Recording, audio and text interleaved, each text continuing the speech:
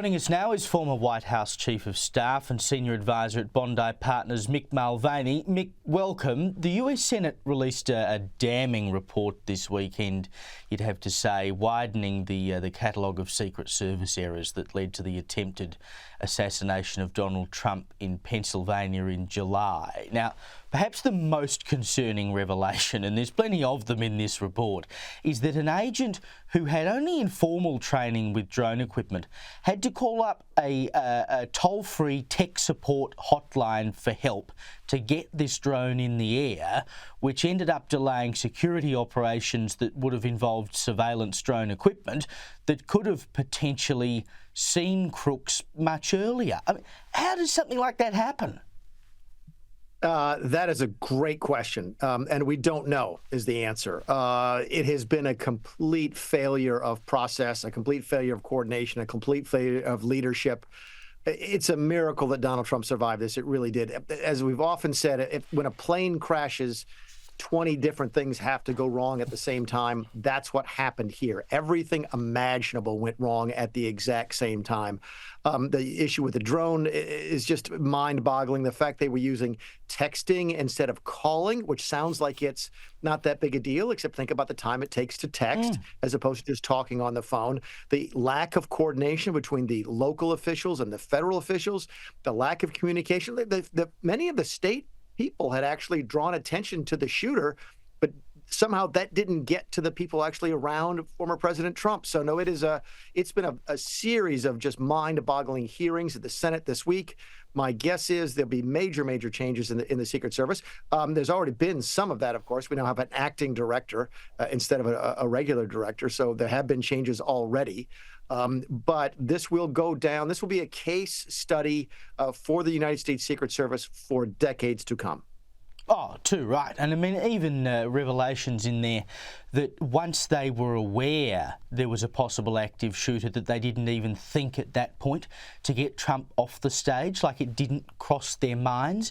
You'd think you're a Secret Service agent. Your job is to protect the former president, Donald Trump. I mean, wouldn't that be the first thing you'd do? And here's one of the problems we've had is that now it's given rise to all sorts of conspiracy theories. There's all sorts of folks on the left saying, look, there's no way that the real Secret Service would ever let him stand up and walk off of the stage.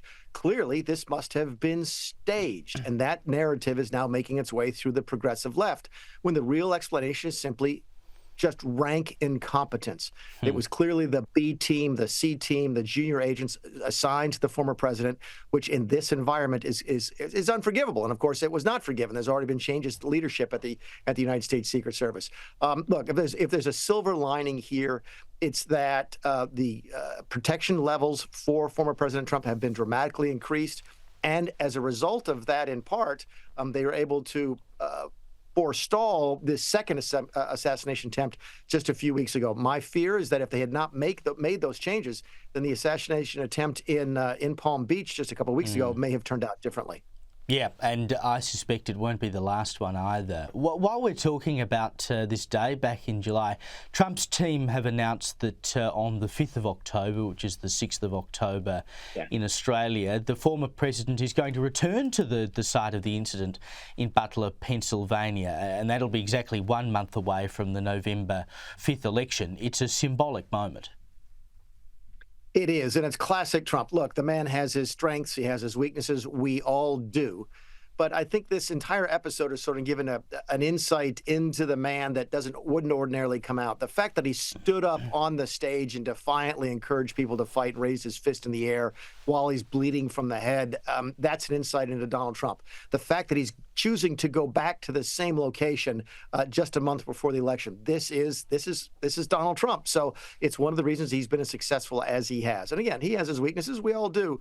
But certainly the flair for the dramatic is not one of them.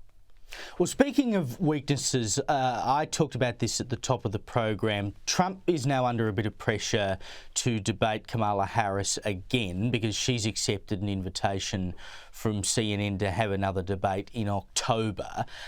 She's trying to cast it as though he's weak for not wanting to do it. He said it's too late to have another one. They've gone to early voting. She's saying that he's looking for excuses not to do it. I mean, my view of it is, as I said earlier in the program, is that he doesn't have to give her another debate. She's the one who wants it because she needs the opportunity to put herself in front of a large American audience before the election. It's not about who wins or loses the debate. It's simply about her having the platform. So why would he give that to her? Now, listen, you could look at this 5 or 6 different ways. He doesn't want to do it because he thinks he's winning. He doesn't want to do it because he thinks he's losing. I think you hit the nail right on the head. The biggest weakness that Kamala Harris right now, and the polling shows this, is that still people don't know who she is. Keep in mind, in this country, I've said it before, I'll say it again, most people don't know who the vice president is at any given time. It's not that important of an office on an ordinary day to an ordinary American. So there's still a lot of people out there who don't know who she is, and that's preventing them, perhaps, from supporting her as enthusiastically as she might like. If you're Donald Trump, who everybody already knows, either you love him or you hate him, you've made up your mind about it, you're probably not going to move the needle by having another debate. So why give your opponent an audience of roughly 70 million people for free to let her fix her biggest weakness is that nobody knows who she is? So listen, I can make the argument for why he should do it. I can make the argument for why he shouldn't do it. But my guess is if he doesn't do it, it's for exactly the reason you just mentioned. Exactly. Now, new modelling from YouGov has shown that the Republicans have a slight edge to control the Senate, but the Democrats are more likely to control the House. And that would be a reversal of the current situation where the Democrats control the Senate and the Republicans control the House. Just for our viewers who might know the ins and outs of what all of this means, what is the significance of this? There's a variety of things. We could do an hour long on the subtleties of the American governmental system, but here's one of the immediate answers, okay, is that if Donald Trump wins and the Democrats control the House, he'll likely be impeached again. That's just the environment we live in. They'll find something. It's an impeachment looking for a reason to have an impeachment.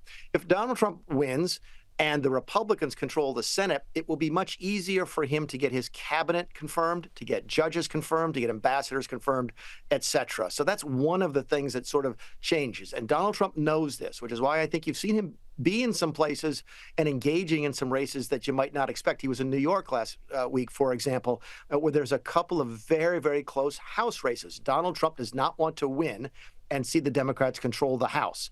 And Donald Trump does not want to win and see the Democrats keep the Senate. So he understands the subtleties of that. And what he can and cannot do with his agenda will depend in large part on who controls both the House and the Senate. Mick Mulvaney, thank you for your time. Now, it's always a pleasure.